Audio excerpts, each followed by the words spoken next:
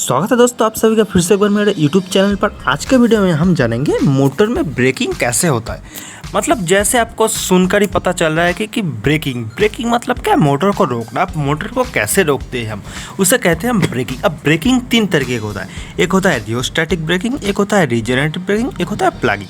ठीक है, तो हम आज देखेंगे रियोस्टैटिक ब्रेकिंग।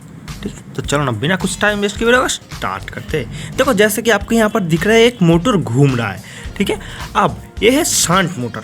नॉर्मली जो रियोस्टैटिक ब्रेकिंग होता है वो शांत मोटर में होता है। ठीक है, कंपाउंड में भी होगा लेकिन सीरीज में नहीं होगा। क्यों नहीं होगा वो मैं अंत में बताऊंगा। ठीक है, अब यह एक शांत मोटर कॉन्टिन्यूसली घूम रहा है। अब इसको हम रोकेंगे, मतलब इंस्टेंट रोकना है। अगर आप स्विच बंद कर दोगे तो भी मोटर रुक जाएगा, लेकिन स्विच बंद कर देने के बाद भी मोटर धीरे धीरे रुकेगा। लेकिन जैसे आप ब्रेकिंग को अप्लाई करोगे तो मोटर इंस्टेंट रुक जाएगा। ठीक है, अब रियोस्टैटिक ब्रेकिंग कैसे होगा, देखो सबसे पहले हम ये जो शांत मोटर है इसका स्कीमेटिक डायग्राम हम देखेंगे। तो देखो यहाँ पर एक स्कीमेटिक डायग्राम मैंने ड्रॉ किया। एक है आर्मेचर बीच में घूम रहा है, उसके दो साइड में क्या है, कार्बन लगा है। ठीक है, ये है फील्ड कॉइल और ये है बैटरी का ये है पॉजिटिव साइड, ये है नेगेटिव साइड। ठीक है, अब हमको पता है कि करंट फ्लो होगा। करंट किस तरह से फ्लो होगा, एक होगा आपका लाइन करंट IL जिसे मैं यहाँ पर दिखा रहा हूँ, एक करंट इधर से फ्लो होगा। ठीक है, और आर्मेचर में IL डिवाइड हो जाएगा दो भाग में। ठीक है, एक जाएगा कहाँ पर, एक IF मतलब फील्ड कॉइल में से एक करंट फ्लो होगा, उसे हम IF से डिनोट करेंगे। और एक करंट कहाँ जाएगा, आर्मेचर में जाएगा, जिसे हम IA से डिनोट करेंगे। अब आर्मेचर का करंट आपको पता है पॉजिटिव से हमेशा करंट नेगेटिव की तरफ फ्लो होता है। तो करंट अभी फिलहाल मान लो ऊपर से नीचे की तरफ फ्लो रहा है। ये मैं अब आपको समझाने के लिए बता रहा हूँ, जिसके कारण आपको आसानी से समझ में आ सके। ठीक है, अब आर्मेचर घूम रहा है इधर। अब इसे ब्रेकिंग कैसे करेंगे, देखो मोटर घूम रहा है। ठीक है, अब मोटर के अंदर क्या जनरेट होता है, ये बैक EMF जनरेट होता है, जिसे हम EB से डिनोट करते हैं। अब उसका फॉर्मूला क्या है, EB = VS मतलब सप्लाई वोल्टेज माइनस IA मतलब आर्मेचर का करंट इंटू RA मतलब आर्मेचर का रेजिस्टेंस। ठीक है, इसे इस फॉर्मूला की मदद से हम क्या करेंगे, आर्मेचर के अंदर जो बैक EMF जनरेट होता है वो बैक EMF हम निकालेंगे। ठीक है, अब बैक EMF होना मान लो मिल गया हमको, आपको सप्लाई वोल्टेज मिल गया है, आपको रेजिस्टेंस मिल जाएगा, आपको आर्मेचर करंट मिल जाएगा। तो आप EB आराम से निकल सकते हो, मतलब बैक EMF आप आराम से निकल सकते हो। ठीक है, अब इसको ब्रेकिंग कैसे, अब इस मोटर के अंदर ब्रेकिंग कैसे अप्लाई करें। अब मोटर देखो कॉन्टिन्यूसली घूम रहा है, बहुत ज़ोर से घूम रहा है।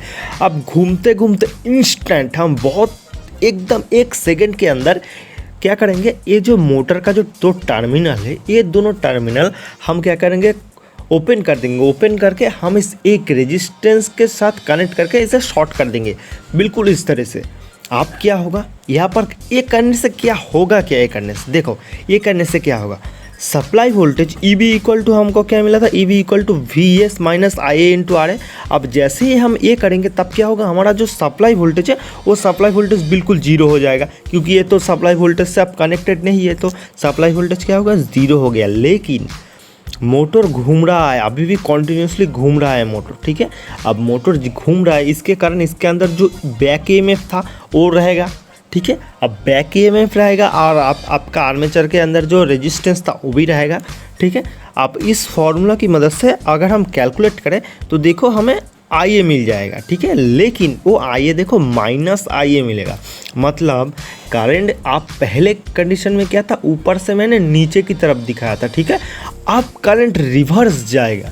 ठीक है, और हमको पता है कि फ्लेमिंग्स का लेफ्ट हैंड रूल मोटर में इस्तेमाल होता है, उसके मदद से हम मोटर का डायरेक्शन, करंट की फ्लो, मतलब ये सब कुछ हम लेफ्ट हैंड रूल की मदद से हमको पता लग जाएगा। ठीक है, अब हमको पता है अगर मोटर की करंट की डायरेक्शन हम चेंज कर देंगे तो क्या होगा, आपका मोटर की जो रोटेट की डायरेक्शन है, रोटेशन की जो डायरेक्शन है वो भी चेंज होएगा।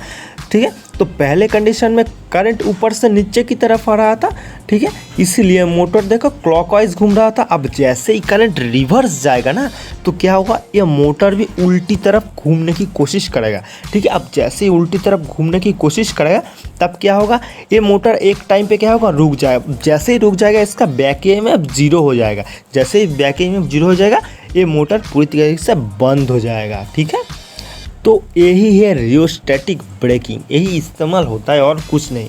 ठीक है, आपको एकदम सिंपल से लैंग्वेज में मैंने आपको सिखा दिया। आप यूट्यूब में कोई भी वीडियो देख लो, सब मतलब बोर्ड में ड्रॉ करके बताएंगे, लेकिन मैंने आपको प्रैक्टिकली दिखा दिया और कुछ नहीं। अब आते हैं सीरीज मोटर में। सीरीज मोटर में ये रियोस्टैटिक ब्रेकिंग काम क्यों नहीं करता? देखो, सीरीज मोटर मतलब क्या है, सब कुछ सीरीज में है। यहाँ पर आर्मेचर भी सीरीज में है और फील्ड कॉइल दोनों ही सीरीज में कनेक्ट है।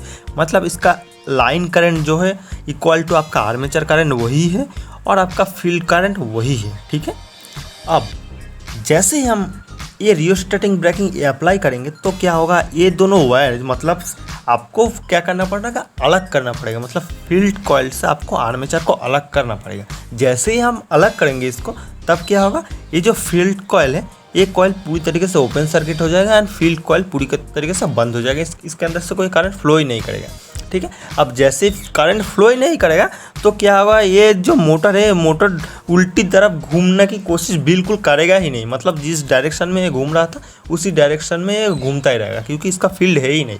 अगर फ्लक्स नहीं होगा तो ये डायरेक्शन कैसे चेंज करेगा, ठीक है। इसीलिए ये रियोस्टैटिक ब्रेकिंग इस सीरीज मोटर में आप इस्तेमाल नहीं कर सकते, ठीक है, और कुछ नहीं। तो आपको अगर कुछ सीखने को मिला तो भी एक लाइक करना। अगर आप चैनल पर नए हो तो चैनल को ज़रूर सब्सक्राइब करके जाना, क्योंकि मैं ऐसे वीडियो बनाता रहता हूँ। मिलते हैं दोस्तों अगली वीडियो में, तब तक के लिए खुश रहे, सतर्क रहे।